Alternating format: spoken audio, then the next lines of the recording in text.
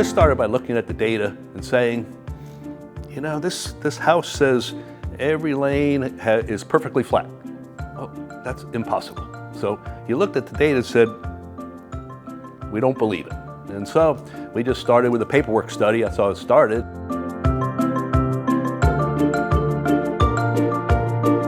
Well, I think the thing that's most surprising is we found a lot of measurements that were outside of spec in centers that are certified, and that's not good for an integrity point of view. If we're saying you're certified, you ought to be within spec.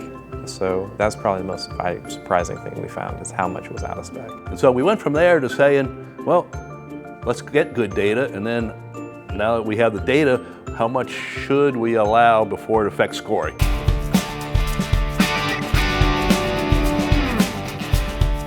For a full inspection, they're measuring characteristics of topography of the lane, so how flat the lane is, not only from a tilt perspective, in other words, crosswise tilt and lengthwise tilt, but also for crowns and depressions across the lane surface.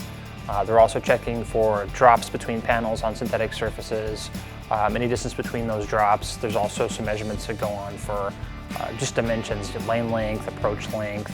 When we get into the pit area, they're checking gutter widths, they're checking the width between the kickbacks, they're checking pit depths, they're checking pit lengths. There's a bunch of measurements that go on to make sure everything stays within a set tolerance. We had, I believe it was around 10% of all the data that we collected was out of spec. But we collect a lot of data points on each lane. Actually, I think it was almost 1,000 data points per lane. We took a measurement on every board. There's 39 boards across the lane, and we did it every 2 feet down the lane. So that's like 700 readings right there, plus the pin deck readings. The current specification for crosswise tilts, lengthwise tilts, crowns and depressions is 40 thousandths of an inch. Plus, basically the ideal specification is that the lane be flat, and we give you a plus or minus 40 thousandths of an inch tolerance. We found out that if you maintained a particular shape, if you imagine your lane was depressed all the way down, even if it wasn't tilted, you throw a ball along the 5 board, over the course of 60 feet, it's going to go to the 10 board. It's going to be a 5 boards difference, even within spec, which was pretty surprising. That just 40 thousandths of an inch, that's less than a 20th of an inch. It's tiny. That much lower in the middle than on the edge of the lane can make a 5 board difference over the course of 60 feet. When you start getting undulations and tilts on the lane, you can start having bowling balls do some things you're not used to seeing. You can see steerage of the ball from the lane panel itself. We did a whole study with the bowl score, where bowl score's a ramp, the ball goes down, and we can put the ramp at a location, and it'll just put the ball right down the ramp, so it's always in the same spot. Then we move it a half an inch, then we move it a half an inch, then we move it and we change angles. We go everywhere, so it's just barely hitting the head pin. And we change the flat gutter depths. And we changed everything in the pit.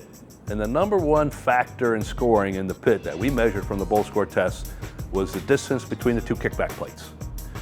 In the back, by the 10 pin, 7-10 pins.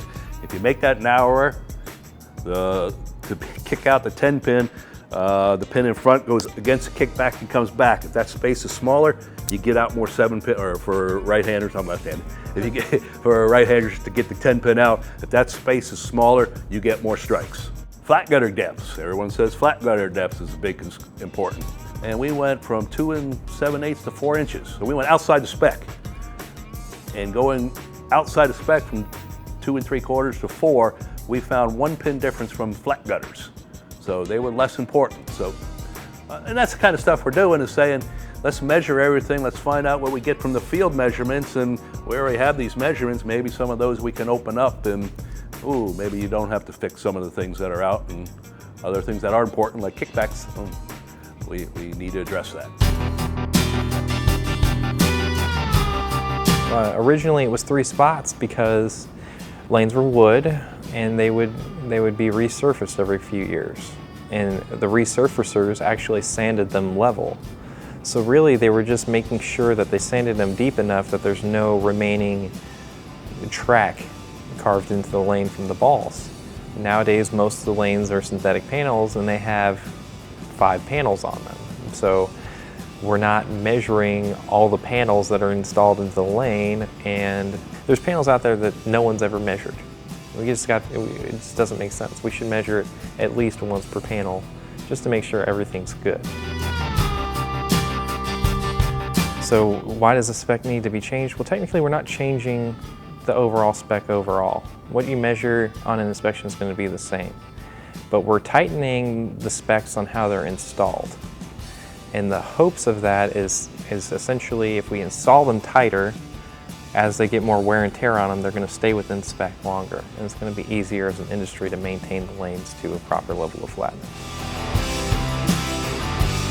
It's really the kickback spacing at the width that had the largest factor.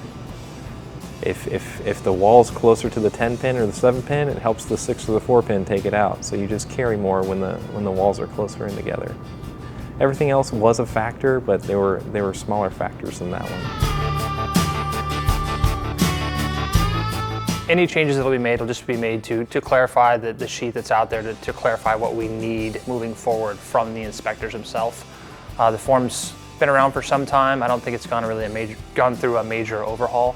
But anything we change on it will just be to clear it up and to make it a little easier to understand, maybe realign some of the tests so that they can be done in an order on the sheet so that's a little easier to work tool to tool. We want to get the word out that for next season, 2018 certification season, we want to collect all the existing certification forms that are filled out every day for every center, send them in here, and we're going to put them in our computer and analyze the data and see what we have, where we're at. So please get us the good data and don't just write 0, 0, 0, 0, 0.